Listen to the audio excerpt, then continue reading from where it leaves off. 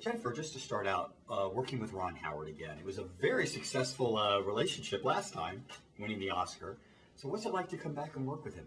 Ron's great. He's a great director, and it's no wonder that he's been as successful as he is. He's so talented, and he's so lovely to be around and spend time with. It's really a joy to work with him. But in A Beautiful Mind, it was definitely a very dramatic, serious film. This one as a whole is the antithesis of that. Sure. Even though there are serious subject, there's more of a comedy undertone. Oh yeah, absolutely. How is that relationship different? Well, the relationship isn't different. My character was really different. It was fun for me. It was a very different kind of character for me. She's very easygoing. She's happy. She's fun. She's playful. It was refreshing for me to play someone like that. She's not complicated. She's not neurotic. She's not dark. So it was really nice for me to do something like that. But in a way, it was familiar working with him because, of course, he's still incredibly focused, and he's still that really actor-friendly director that he was working with him on a drama. He's the same way on a comedy. Years ago, I remember doing an interview with Meryl Streep, and she talked about it's the hair that kind of starts your character. When she decides what her hair is going to be, it kind of helps her be guided towards the way her character is going to be structured. Mm-hmm. What starts that way for you, like with Beth? I mean, where did you start and how I want to construct who this woman is? Started thinking about, just the story and what my job was in the story. So I think that, my role in the film is, this woman who is a really kind, grounded, honest, straightforward woman who is strong and who's self-contained, but who's warm and loving and giving and supportive. So, I thought about who she is and what would support that, and, what is it that she feels, and so how does she move from there? And so that was really where we started, was just conceptually, and does the script reflect that, and how can we make sure that it really highlights those, and in a condensed, because it's supporting part, in a condensed amount of space, how do we tell the story of this woman and really showcase her personality? Because that's an important aspect of the film, I think, is that relationship, and to feel, I think it's a nice part of the film that you have this love story between the two of them that's, I think, really healthy. Well, what I really appreciate about your character is that she's such an incredible voice of reason, and there are two specific moments where she has this great rationale. One is when we kind of see them lying down together, and she's explaining about what she needs out of a relationship, and if it evolves somewhere, where it was going. And then in the kitchen sequence where she's talking about honesty and how she needs that out of a relationship. Right. That to me was an amazing essence of this character, was her rationale. And those two scenes, it's funny, are both of those scenes, the way they're written, are almost transcripts of improvs that we did in the rehearsal period, where Vince and I, we were just sort of talking and playing through different versions of the scenes, and so they were rewritten, and that's what you see is the scripted versions of those improvs. Let's talk about improv. That what you're working now with these co-stars who, on a dime can just go off and riff comedically. How interesting was that for you to be part of that structure? And do you think that it actually engaged your own comedic bone into going off in that direction?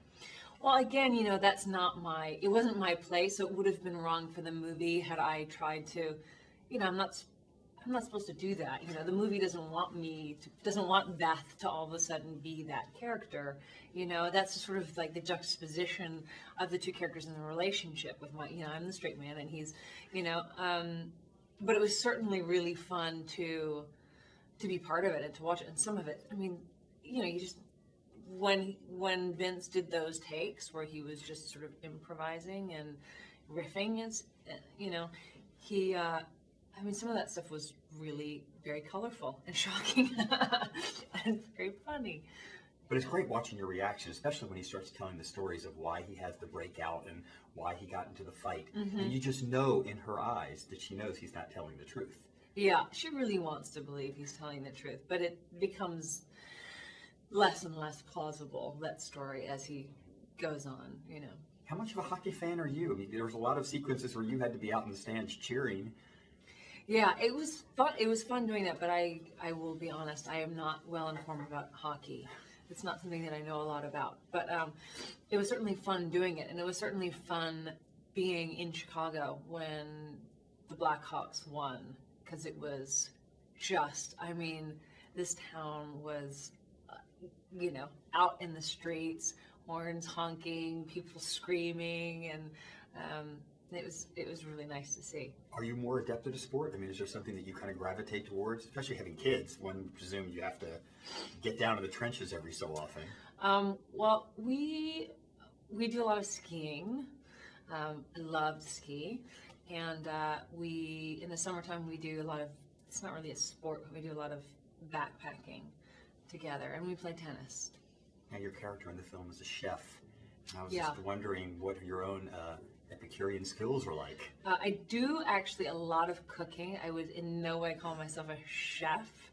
We entertain a lot. We have people come up, and I often find myself cooking for a lot of people. I just tried to proceed with confidence, to sort of, and so far no one's gotten ill and no one's complained. So people keep coming back. So so far so good, but no chef. Let's talk about the concept of the film, the dilemma. I mean, it's something that whether you're in a marriage or not, or even with a friendship, everybody, what would you do in that situation? How did the theme facilitate itself to you and to other people on the set? Did it open up a dialogue, a discussion? Did it change what you might do? It didn't, I think that it's about someone trying to find his way through it. And I think, in the film it's complicated. And as I think in real life, it would be it's a very complicated situation to try and navigate. So did I finish the movie having a clear-cut answer of what I would do if not really. I think I think it is in nature, it's a horrible thing to have to try and. If you saw your best friend work in that situation, what do you do? Do you be the most honest person you can, or do you try and navigate the tricky waters? I don't really know, but I do think ultimately my instinct, having never found myself in that situation, ultimately I would think that something like that with someone who is your closest friend, as is the example, in this case, they're best friends. They work together every day. They've known each other for years and years and years. That's a very big secret to hold, and I think you can see it just eats away at Ronnie's character. So there's no way around it. It has to come out somehow. Even when the speech that we see Vince give at your parents' anniversary party, where he drills the whole thing about honesty, honesty. It really is, that is the core of any relationship, isn't it? But how honest are we prepared to be? Yeah. I think it's a really good thing to strive for. Absolutely. I mean, I think, at